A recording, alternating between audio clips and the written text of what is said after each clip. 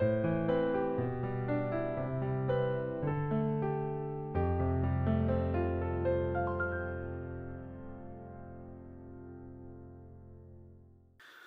오늘도 은혜의 자리에 나오신 여러분을 주님의 이름으로 환영합니다.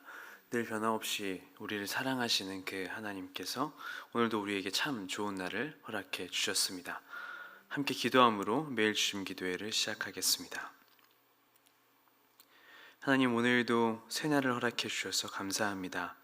오늘도 이 아침 세상의 생각을 의지하지 않고 하나님을 의지하고자 이 자리에 우리의 몸과 마음을 옮겼습니다. 목마른 사슴이 시냇물을 찾아 헤매이듯이 우리의 영혼이 주님을 찾기에 갈급합니다. 오늘도 예비하신 은혜를 내려주시고 우리에게 말씀하시고 우리와 동행하여 주시옵소서. 예수님의 이름으로 기도드립니다. 아멘. 오늘 이 시간 저와 여러분이 함께 나눌 말씀은 에스겔서 14장 12절에서 23절의 말씀입니다. 구약성경 에스겔 14장 12절에서 23절을 봉독하겠습니다. 여호와의 말씀이 또 내게 임하여 이르시되 인자야, 가령 어떤 나라가 불법을 행하여 내게 범죄함으로 내가 손을 그 위에 펴서 그 의지하는 양식을 끊어 기근을 내려 사람과 짐승을 그 나라에서 끊는다 하자. 비록 노아, 다니엘, 욥 이 세 사람이 거기에 있을지라도 그들은 자기의 공의로 자기의 생명만 건지리라. 나 주 여호와의 말이니라. 가령 내가 사나운 짐승을 그 땅에 다니게 하여 그 땅을 황폐하게 하여 사람이 그 짐승 때문에 능히 다니지 못하게 한다 하자. 비록 이 세 사람이 거기에 있을지라도 나의 삶을 두고 맹세하노니 그들도 자녀는 건지지 못하고 자기만 건지겠고 그 땅은 황폐하리라. 주 여호와의 말씀이니라. 가령 내가 칼이 그 땅에 임하게 하고 명령하기를 칼아 그 땅에 돌아다니라 하고 내가 사람과 짐승을 거기서 끊는다 하자. 비록 이 세 사람이 거기에 있을지라도 나의 삶을 두고 맹세하노니 그들도 자녀는 건지지 못하고 자기만 건지리라. 나 주 여호와의 말이니라. 가령 내가 그 땅에 전염병을 내려 죽임으로 내 분노를 그 위에 쏟아 사람과 짐승을 거기에서 끊는다 하자. 비록 노아, 다니엘, 욥 이 거기에 있을지라도 나의 삶을 두고 맹세하노니 그들도 자녀는 건지지 못하고 자기의 공의로 자기의 생명만 건지리라. 주 여호와의 말씀이니라. 주 여호와께서 이같이 이르시되 내가 나의 네 가지 중한 벌 곧 칼과 기근과 사나운 짐승과 전염병을 예루살렘에 내려 사람과 짐승을 그 중에서 끊으리니 그 해가 더욱 심하지 아니하겠느냐. 그러나 그 가운데에 피하는 자가 남아있어 끌려 나오리니 곧 자녀들이라. 그들이 너희에게로 나아오리니 너희가 그 행동과 수행을 보면 내가 예루살렘에 내린 재앙 곧 그 내린 모든 일에 대하여 너희가 위로를 받을 것이라. 너희가 그 행동과 수행을 볼 때에 그들의 예 위로를 받고 내가 예루살렘에서 행한 모든 일이 이유 없이 한 것이 아닌 줄을 알리라. 주 여호와의 말씀이니라. 아멘. 네, 하나님께서 오늘도 이 말씀을 통해 저와 여러분에게 은혜 베풀어 주기를 소망합니다. 우리는 어제에 이어서 에스겔서 14장의 말씀을 나누게 됩니다. 어제 말씀에 나눴듯이 하나님께서 에스겔을 통해 이스라엘 멸망의 이유가 거짓 선지자들과 같은 이들의 목도 분명히 있지만 개인의 문제가 있다라고 하는 것들에 대해서 말씀하고 계십니다. 이에 어제 14장 전반부의 말씀은 개인 안에 있는 문제, 하나님 앞에 나오면서 하나님이 아닌 자기 우상과 걸림돌들을 가지고 나오는 것을 지적하셨습니다. 이렇게 하나님 앞에 두 마음을 품는 이들을 향해 하나님은 심판과 경고의 메시지를 하시고 이를 돌이켜 회개하기를 촉구하셨습니다. 오늘의 말씀은 어제의 말씀에 이어서 이 회개에 대한 개인의 책임에 대해 또한 강조하는 말씀을 볼 수 있는데요. 오늘 말씀의 중심된 이야기는 어떤 나라에 대한 이야기입니다. 오늘 말씀 13절을 다시 한번 보겠습니다. 13절 말씀입니다. 인자야, 가령 어떤 나라가 불법을 행하여 내게 범죄함으로 내가 손을 그 위에 펴서 그 의지하는 양식을 끊어 기근을 내려 사람과 짐승을 그 나라에서 끊는다 하자. 하나님은 에스겔을 통해 어떤 나라에 대해서 이야기를 해주고 계시는데요. 그런데 그 나라는 하나님 앞에 불법을 행하여서 하나님이 기근이라고 하는 벌을 내리십니다. 그리고 연이어 14절의 말씀이 이어지는데요. 한번 14절의 말씀을 보겠습니다. 비록 노아, 다니엘, 욥 이 세 사람이 거기에 있을지라도 그들은 자기의 공의로 자기의 생명만 건지리라. 나 주여와의 말이니라. 이 14장에서 전하고 있는 이 어떤 나라에 노아와 다니엘, 욥 이 세 사람이 거기에 있을지라도 하나님이 내리시는 벌, 그 기근 가운데에서 다른 이들을 구하지 못하고 자신들의 의로 자신들의 생명만 간신히 건질 수 있다는 이야기를 하고 계십니다. 더불어 오늘 우리가 읽었던 14절 이후에 이어지는 모든 말씀들은 이와 같은 패턴들이 반복되는 것을 볼 수 있는데요. 하나님은 기근에 이어서 어떤 나라가 불법을 행하였기에 사나운 짐승을 다니게도 하시고 칼이 그 땅에 임하게도 하시고 전염병을 내리면서 그들을 끊어내시겠다라는 그러한 이야기들을 계속 전해줍니다. 그런데 이 이야기에 동일하게 붙는 구절들이 있습니다. 그것은 이러한 심판이 있을 때에 노아와 다니엘과 욥 이 세 사람이 거기에 있을지라도 그들이 다른 사람이나 자신의 자녀들은 건지지 못하고 고작 자기 자신의 생명만 건질 수 있게 될 것이다 이야기합니다. 이 말씀은 무엇을 의미할까요? 이를 위해서는 이곳에 나온 노아와 다니엘과 욥이 누구였는지 한번 다시 생각해 보는 것이 좋을 것 같습니다. 노아와 다니엘과 욥은 구약 성경을 대표하는 의인이라고 할 수 있습니다. 노아는 이스라엘 사람들 가운데 대표적인 의인이었고 욥은 이스라엘 밖 그 이방인의 가운데 대표적 의인이었으며 다니엘은 이방 국가에서 살았던 이스라엘 사람 가운데 대표적 의인이었습니다. 그리고 이들이 구약의 대표적인 의인으로 묶이게 된 이유 중 하나는 바로 이들이 타인을 위한 삶을 살았기 때문이라고 할 수 있습니다. 노아는 방주를 세워서 자신의 가족과 수많은 생명을 구원하는 삶을 살았습니다. 욥도 자기의 식구들을 위해서 기도하는 모습을 볼 수 있습니다. 욥기 1장에는 욥이 혹시 자신의 자녀들이 죄를 범하여 하나님을 욕되게 하였을까 해서 그들을 위한 성결 제사를 매일 드리는 것을 볼 수 있습니다. 이처럼 욥은 자녀들의 짓지 않은 죄를 위하여서도 중보하는 모습을 지녔을 만큼 자신들의 식구를 아끼며 그들을 위해 기도하는 의인이었습니다.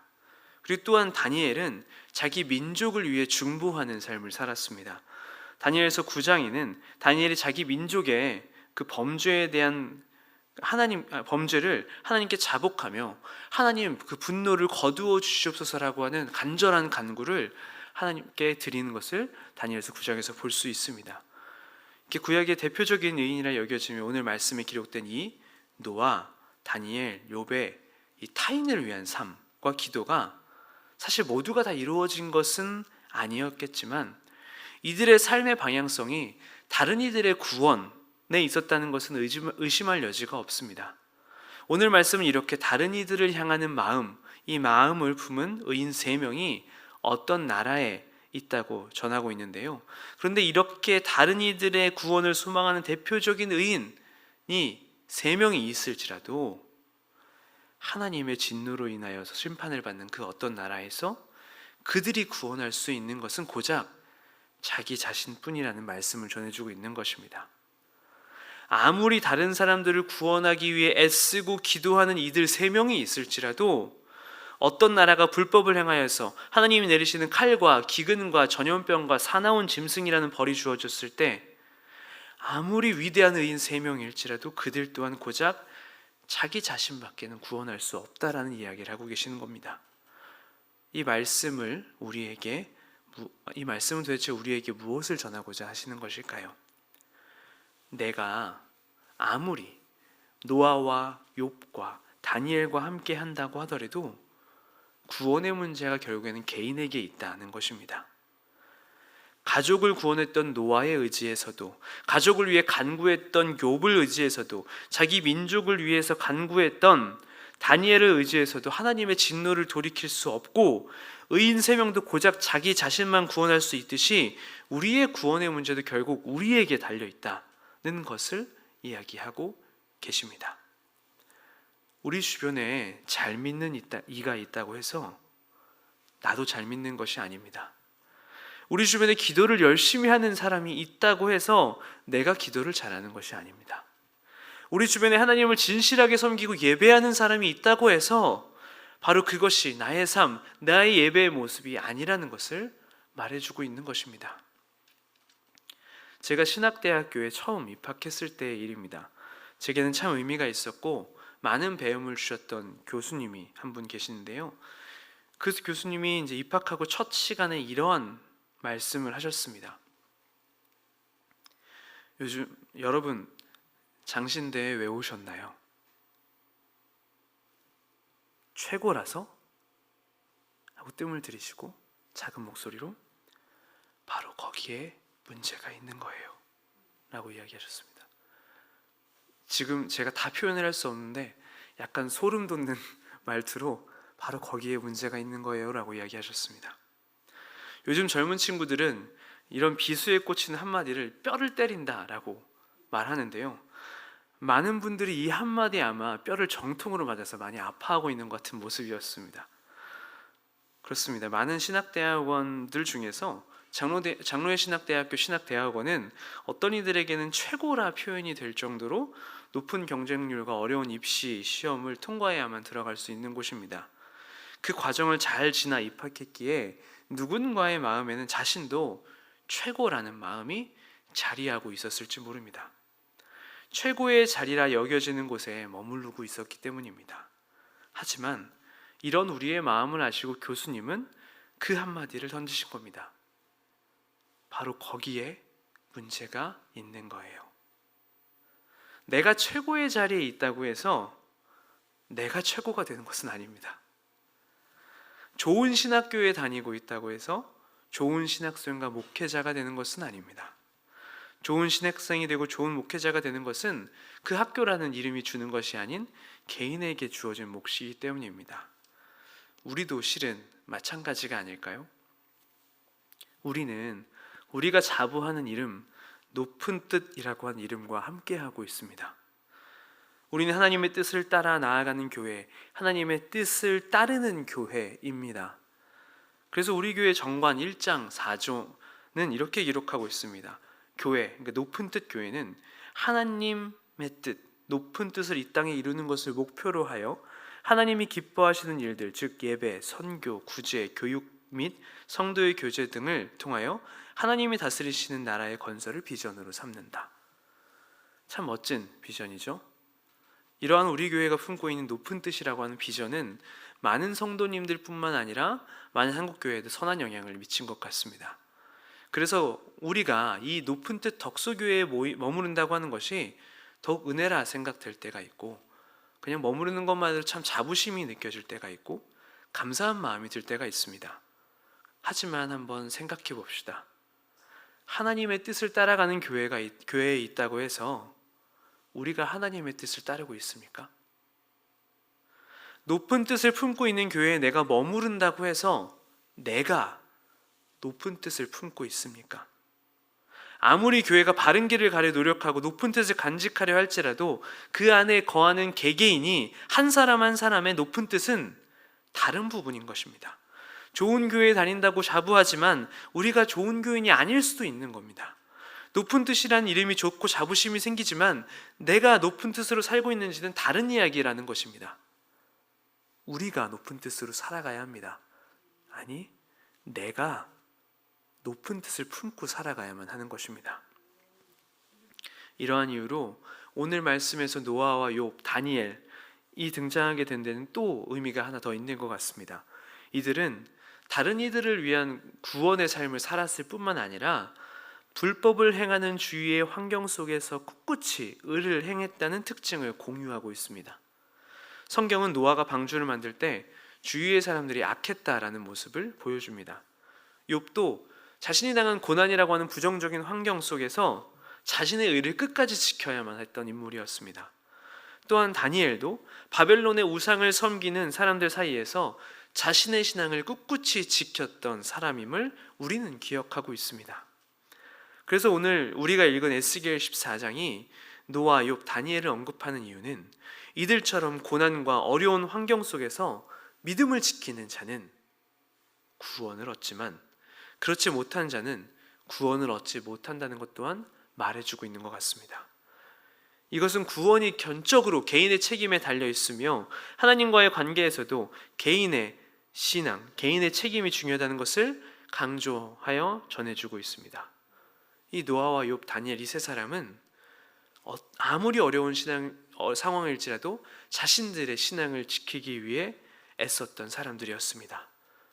하나님은 이 노아와 욥, 다니엘한 인물들을 우리에게 보여주심으로써 우리의 신앙의 수준이 나와 함께 거하는 그런 믿음의 거인들이나 내가 출석하는 교회로 판가름 나는 것이 아니라 어떠한 역경이 올지라도 흔들리지 않는 그 개개인의 믿음에 우리의 신앙이, 우리의 구원이 달려있다는 것을 말씀하고 계시는 겁니다. 교회와 다른 이들 품이나 뒤에 숨지 않고 자신만의 주도적인 신앙생활을 하게 된다는 것은 때로는 어떠한 역경도 이겨내야 할 만큼 어려운 일일 수 있습니다. 하지만 바로 이것이 오늘 하나님께서 이 말씀을 통해 우리에게 주시는 의미입니다. 우리는 오늘 교회라는 이름 뒤에서 함께 하나님을 믿는 사람들 품에 안겨서 하나님을 믿고 섬기고 있습니까? 아니면 나와 하나님과의 개인적인 관계에서 돌이켜 회개하고 나를 향하신 하나님의 뜻을 헤아려서 주도적인 신앙의 여정을 걷고 계십니까? 혹시 높은 뜻이라는 이름 하에 숨어서 교회가 가는 방향성에 그저 묻혀서 높은 뜻의 자부심으로 살아가고 계십니까? 아니면 그 방향성으로 오늘 우리가 삶을 살아내며 어떠한 역경이 올지라도 그 자부심을 만들어가며 살아가고 계십니까? 우리의 높은 뜻이라는 이름이 바로 여러분에게 붙기를 소망합니다. 높은 뜻 덕소교회가 아니라 높은 뜻 양범석, 높은 뜻 김철수, 높은 뜻 누구누구누구, 높은 뜻의 이름을 장착한, 그렇게 그 이름을 품는 한 사람 한 사람이 되시기를 간절히 소망합니다. 이 길, 높은 뜻을 걷는 길이 참 쉽지 않은 여정이겠지만 다른 이들은 다 이 길을 걷지 않는다고 할지라도 나라는 이 개인이 하나님 앞에서 바르게 서서 이 도전을 받아들였으면 좋겠습니다.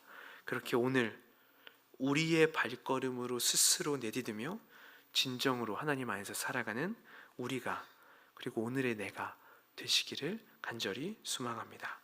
기도하시겠습니다. 하나님, 오늘도 우리에게 말씀하여 주셔서 감사합니다. 우리는 그동안 참 감사하게도 참 좋은 교회, 참 좋은 믿음의 동역자들과 함께 신앙생활을 할 수 있었습니다. 그런데 때로는 교회의 신앙과 주변 이들의 신앙이 바로 나의 신앙인 양 헷갈려 하며 살아올 때가 있지는 않았나 돌아보게 됩니다. 하나님, 이런 우리에게 오늘 말씀하여 주셔서 감사합니다. 교회의 이름에 기댈 것이 아니라 오늘 내가 나의 삶에서 높은 뜻의 이름을 갖고 살게 해주시옵소서.